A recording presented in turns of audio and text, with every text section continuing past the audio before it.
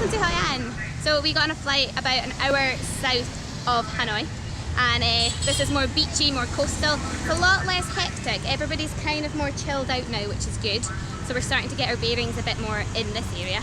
The first thing we're going to go and do is go and get fitted for dresses, because we've heard the tailors are amazing here. So we've been recommended a couple and we've looked up a couple on TripAdvisor. So that is our first activity, day one. So we can hopefully get them by the time we leave on Monday.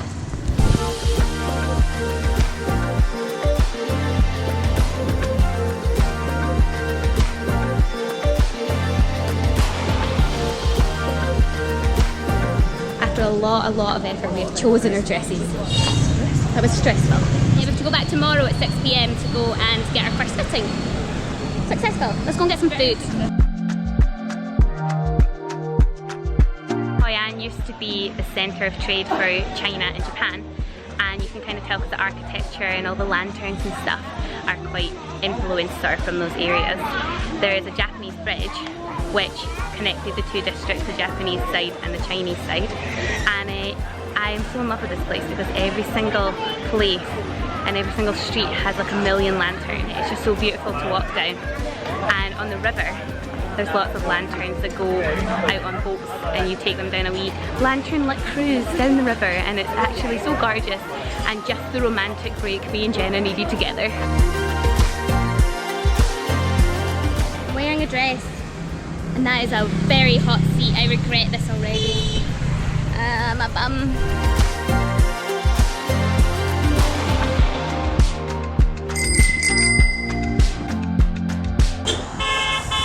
So peaceful. It's so peaceful. Okay, so cycling home, slightly more stressful, more cars on the road, and just when I think I've got it nailed, people start coming on the other side of the road to you. I feel like nobody really pays attention to the signals or lanes or the side of the road or even just general rules. And my seat just fell down and I thought that was the end. I thought that was the end. Back home. You good? Good.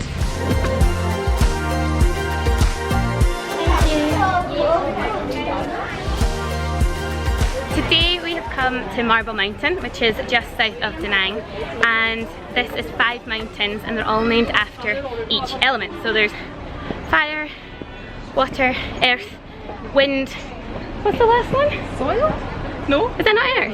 Oh, maybe. And the last one? We'll come back. I'll come back once I've googled that. So you can walk up water. This is one we're heading up just now.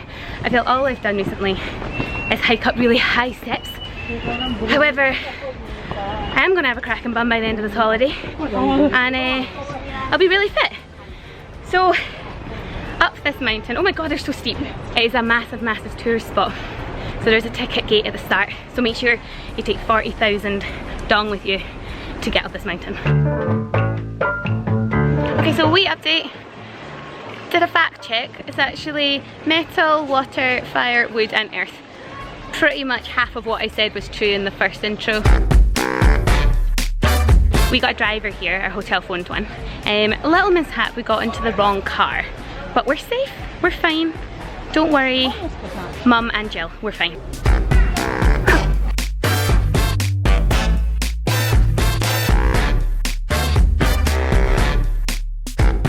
So you can climb up to the highest peak where you get a big panoramic view and you can see 3 of the other mountains. Very busy, so you can only take a few pictures and then you kind of have to get out of the way. One thing I will say is if you're coming here, wear appropriate footwear, because the steps are not that constructed. They're very rustic, and the name of the place is Marble Mountain, so a lot of the steps are made out of marble, and they're slippy. So trainers, wear trainers, and again, lots of water.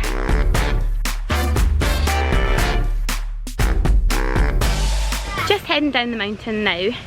We're going to jump back in our driver's car, get a wee coffee and cake back near our hotel, and then go and walk around Hoi An for a bit in the daytime.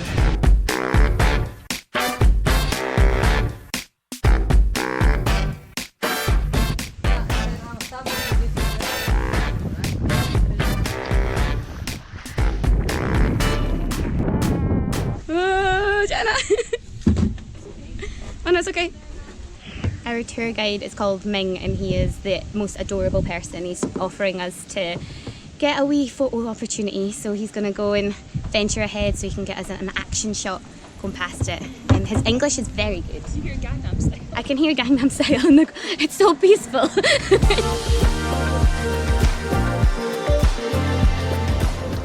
So this part is rural Hoi An. It's still very green, very nice. And Ming says that they only got electricity in this part in 1999, so they've only had electricity for 20 years in this area, which is mental. We just had our first stop, a little island with cows in it. And Ming was telling us about a clean-up they do every Saturday, and they bring in like 500 kilos to a ton of waste and plastic every week. So last year he said they pulled up 25 tons of plastic and rubbish in the river, which is really sad. However, this tour has given us a little bottle that's renewable, so we can just refill the water. And they also are advocates. They sort of run the river cleanup as well, so they're a very eco-friendly environmental group, which I'm kind of glad we've booked onto this tour. Like, it's just confirmed that I love it. So this is Amy. She's by accident turned up and is now subjected to all my filming, so sorry Amy.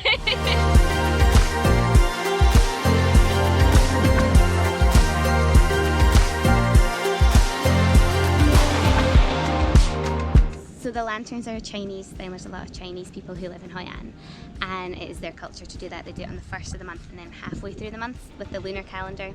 And it would be for the fishermen who'd go out and they'd wish for prosperity and safety of the fishermen.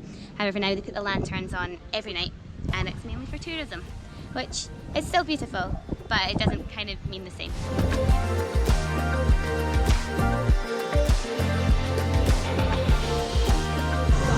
Us finished our kayak tour, and that was so much fun. I loved it because we went down the river, it was very peaceful, it was very beautiful, and we learned a lot, especially a lot about the ecosystem, a lot about plastics and sort of waste management, and sort of how tourism affects Vietnam, but how they also need it, but it's also detrimental. So it was really eye-opening, and definitely something I would recommend if you can go on Airbnb and have a look at that experience. It was incredible and I loved every second of it. Thank you so much for your time. Thank you so much. Bye. Thank you.